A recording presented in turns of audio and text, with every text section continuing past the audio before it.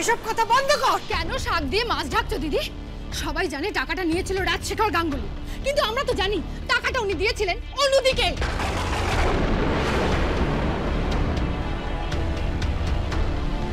আরতি,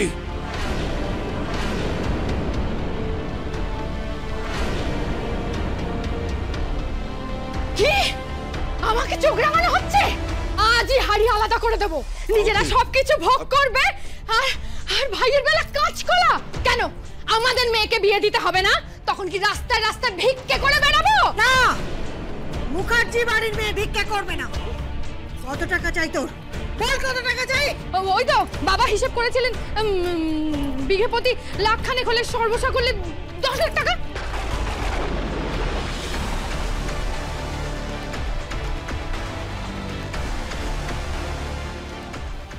লাখ?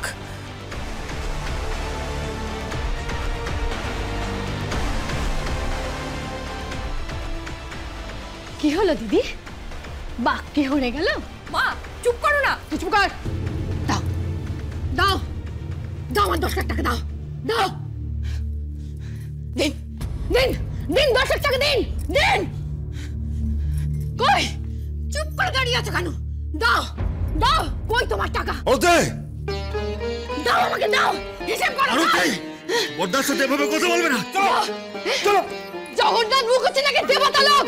কই দেবতা? দেবতা টাকা দিক, দিক দেবতা টাকা দিক। দাও আমাকে, কই দেবতা টাকা দিক। তুই তোর টাকা পেয়ে যাবি। এই নতুন শাখা চুই আমি দিব্যি করছি, তোর 10 লাখ টাকা তুই পেয়ে যাবি।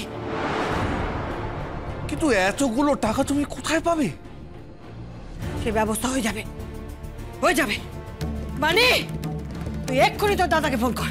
চল আমার সঙ্গে। আমি কোনো কথা শুনতে চাই না, চল তুই ফোন কর তোর দাদাকে। কর, ফোন কর।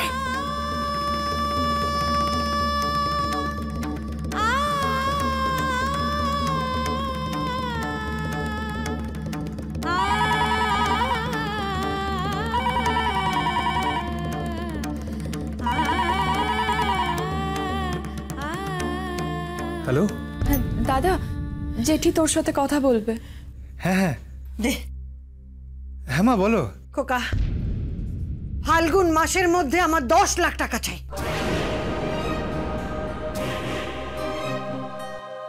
বাড়িকে বিয়ে দিতে হবে। মা তুই যদি মায়ের ছেলে হস, টাকা আনবি, তোর মায়ের দিব্যি।